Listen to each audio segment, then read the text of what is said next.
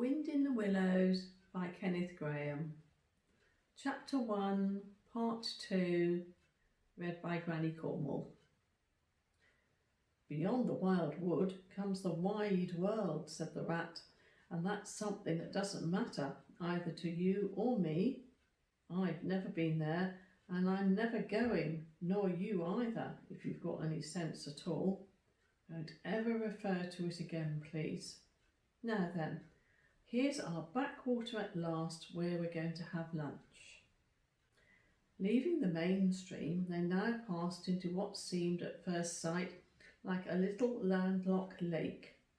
Green turf sloped down to either edge, brown snaky tree roots gleamed below the surface of the quiet water, while ahead of them the silvery shadow and foamy tumble of a weir, arm in arm with a restless dripping mill wheel, then held up its turn, a grey-gabled mill house, filled the air with a soothing murmur of sound, dull and smooth, yet with little clear voices speaking up cheerfully out of it at intervals. It was so beautiful that the mole could only hold up both forepaws and gasp, "Oh my, oh my, oh my." The rat brought the boat alongside the bank, made her fast, helped the still awkward mole safely ashore, and swung out the lunch basket. The mole begged as a favour to be allowed to unpack it all by himself, and the rat was very pleased to indulge him and to sprawl at full length on the grass and rest, while his excited friend shook out the tablecloth and spread it, took out all the mysterious packets one by one, and arranged their contents in due order, still gasping, oh my, at each fresh revelation. When all was ready, the rat said, "Now, pitch in, old fellow."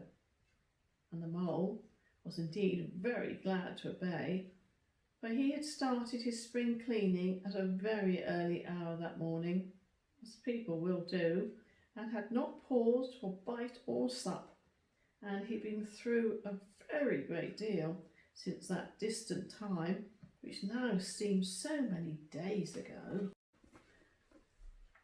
"What are you looking at?" said the rat presently, when the edge of the hunger was somewhat dulled, and the mole's eyes were able to wander off the tablecloth a little.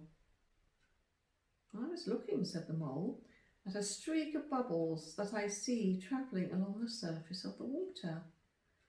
That is the thing that strikes me as funny." "Bubbles? Oh ho," said the rat, and chirruped cheerily in an inviting sort of way. A broad, glistening muzzle showed itself above the edge of the bank, and the otter hauled himself out and shook the water from his coat. "Greedy beggars," he observed, making for the food. "Why didn't you invite me, Ratty?" "This was an impromptu affair," explained the rat. "By the by, my friend Mr. Mole." "Proud, I'm sure," said the otter, and the two animals were friends straight away. "Such a rumpus everywhere," continued the otter. "All the world seems out on the river today. I came up this backwater to try and get a moment's peace, and then stumble upon you fellows. At least, I beg your pardon, I don't exactly mean that, you know." There was a rustle behind them, proceeding from a hedge where last year's leaves still clung thick, and a stripy head with high shoulders behind it peered at them. "Come on, old badger," shouted the rat.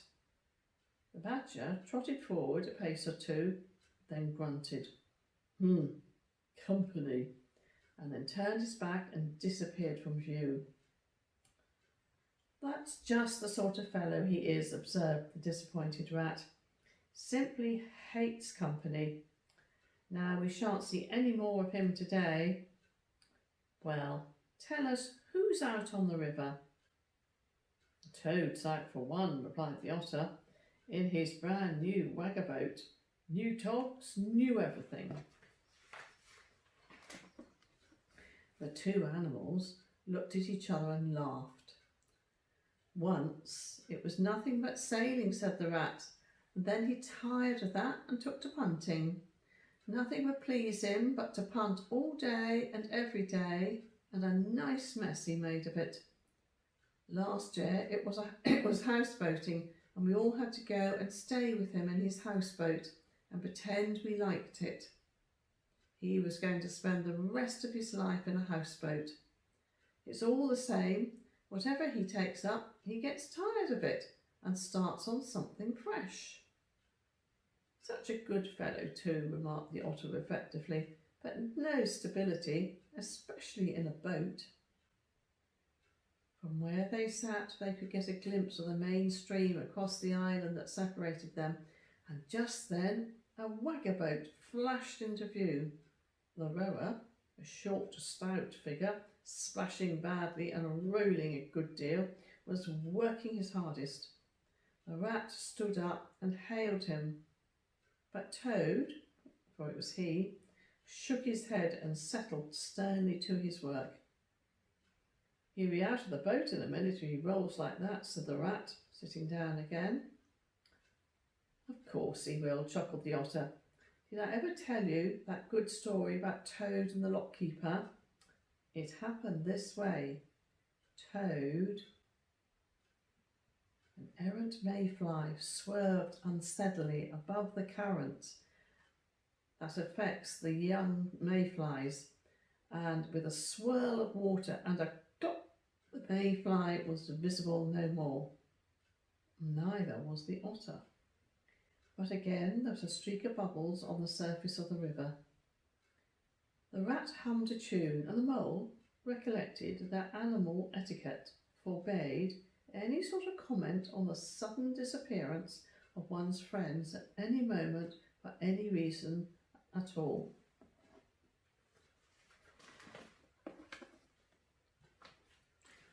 Well, said the rat, "I suppose we ought to be moving. I wonder which of us had better pack the lunch basket." He did not speak as if he was frightfully eager for the treat. "Oh, please let me," said Mole, so of course the rat let him.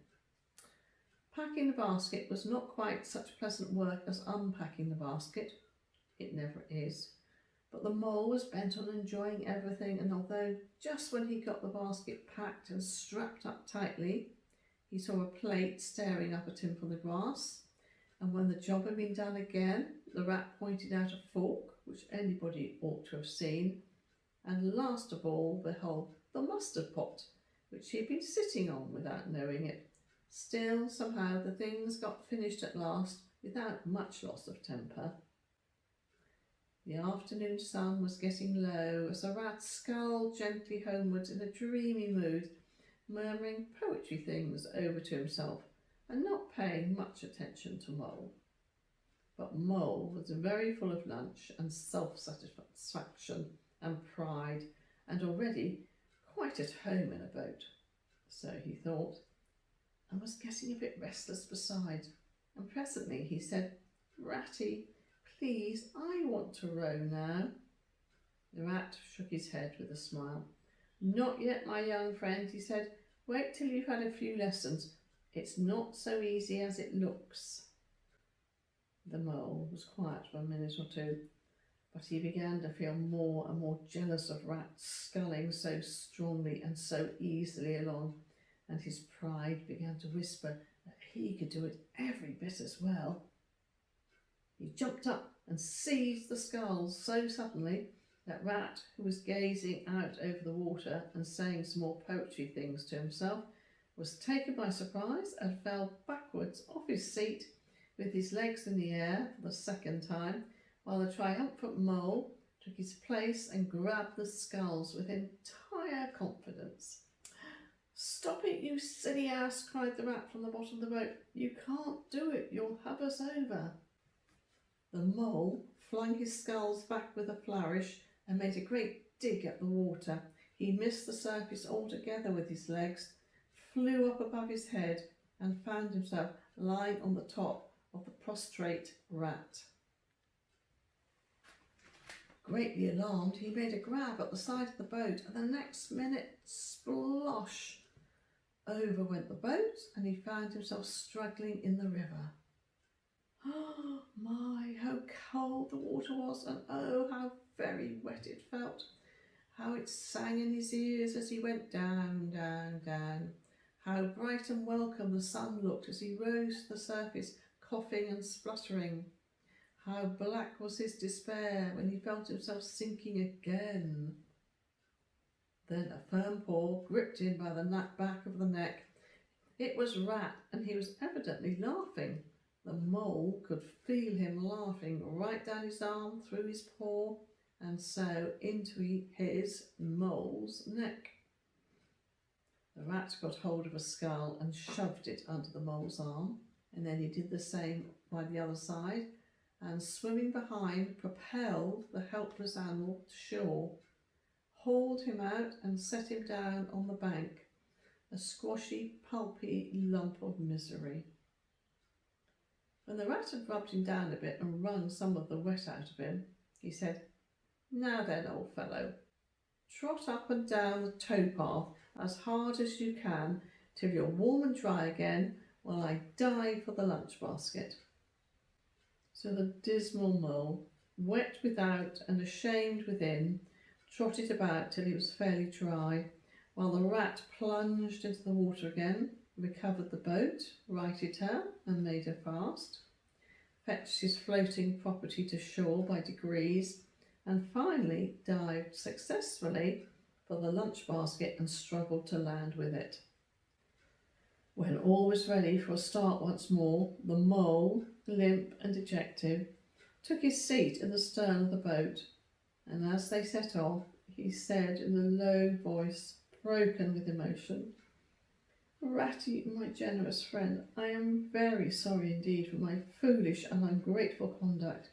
My heart quite fails me when I think how I might have lost that beautiful lunch basket. Indeed, I have been a complete ass, and I know it. Will you overlook it this once and forgive me, and let things go on as before?" "That's all right, bless you," responded the rat cheerily. "What's a little wet to a water rat? I'm more in the water than out of it most days. Don't you think any more about it. And look here, I really think you'd better come and stop with me for a little time. It's very plain and rough, you know, not like Toad's house at all, but you haven't seen that yet. Still, I can make you comfortable, and I'll teach you to row and to swim, and you'll soon be as handy on the water as any of us." The mole was so touched by his kind manner of speaking that he could find no voice to answer him, and he had to brush away a tear or two with the back of his paw. But the rat kindly looked in another direction, and presently the mole's spirits revived again, and he was even able to give some straight back talk to a couple of moorhens who were sniggering to each other about his bedraggled appearance. When they got home, the rat made a bright fire in the parlour and planted the mole in an armchair in front of it, having fetched down a dressing gown and slippers for him, and told him stories till supper time. Very thrilling stories they were too, to an earth-dwelling animal like mole. Stories about weirs and sudden floods and leaping pike and steamers that flung hard bottles. At least bottles were certainly flung and from steamers, so presumably by them, and about herons and how particular they were whom they spoke to, and about adventures down drains and night fishings with otter, or excursions far afield with badger. Supper was a most cheerful meal, but very shortly afterwards a terribly sleepy mole had to be escorted upstairs by his considerate host to the best bedroom, where he soon laid his head on his pillow in great peace and contentment, knowing that his new-found friend, the river, was lapping the sill of his window. This day was only the first of many similar ones for Mole, each of them longer and full of interest as the ripening summer moved onwards. He learnt to swim and to row and entered into the joy of running water.